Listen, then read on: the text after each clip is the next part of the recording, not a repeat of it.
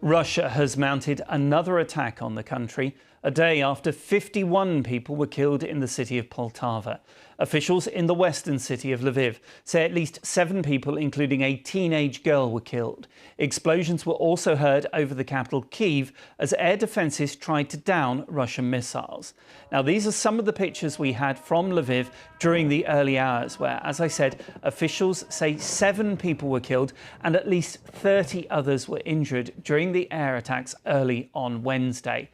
And now it's daylight. These pictures have just come in to us, and you can see there the emergency services are on the streets along with some of that debris and rubble. The city's mayor said more than 50 buildings had been damaged.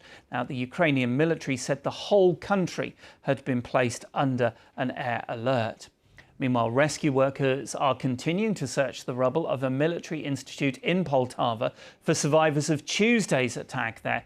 President Zelensky has insisted that what he called Russian scum would be held accountable for the deaths. Well, our Europe correspondent Nick Beake is in Poltava and updated us on what we know about the latest Russian attacks. It's the city of Lviv where the most damage has been done. Just to remind ourselves, this is right in the west of Ukraine, only about 40 miles from the Polish border, so right on the edge of the European Union, right on the edge of the NATO military alliance. But clearly that has not deterred Russia in these strikes. And what we've been hearing is that at least 7 people have been killed, including 3 children, a 14-year-old girl, a 9-year-old girl, and another child. And there is video circulating this morning that shows the moment of impact when there was a very large explosion and then lots of debris raining down into what was clearly a neighborhood. It was people's homes being affected. So this is the latest overnight. The city of Lviv has been the worst hit.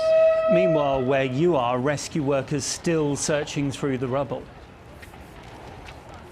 Absolutely, and you can see behind us, this is a tent that's been set up by volunteers and others. They're giving water, coffee, other food to the firefighters, emergency services who have been working through the night. This was a dreadful strike yesterday. It was the worst single attack on any Ukrainian town and city this year. And I think what's hit people so hard here is the fact that the sheer number of dead, but also the location of the attack. It was a military academy. It was a place where they were training their brightest and best people who would be, in the coming weeks and months, they would have been funneled into the ongoing collective effort to defend the country from Russian aggression. So really it has hit a lot of people hard. Yes, you've been talking to some of them, Nick. Just relay what they've been saying to you. Well, last night we spoke to one cadet who only started lessons here about 2 weeks ago.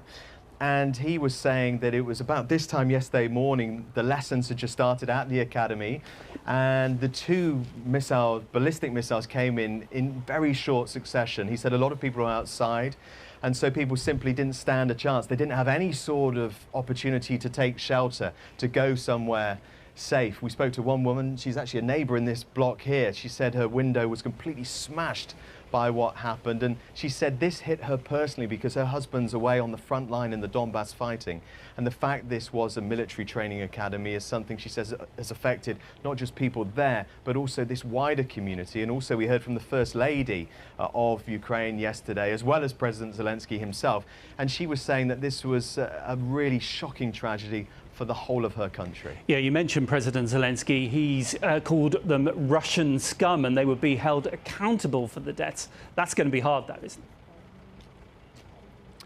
Well, certainly President Zelensky says an investigation is underway, and as you say, Val, there will be some sort of retribution.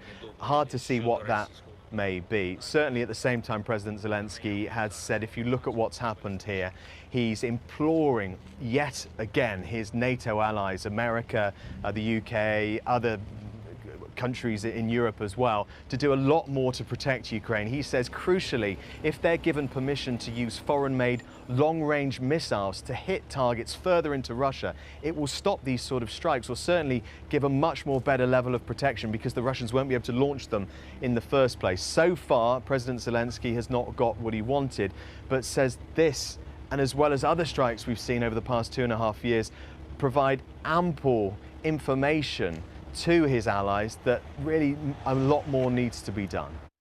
Well, posting on Telegram, the mayor of Lviv has been speaking about the attacks there. As of 8 o'clock in the morning, more than 35 people are receiving medical assistance. Several of them are in serious condition, including 5 children. We lost 3 people, including a medical worker.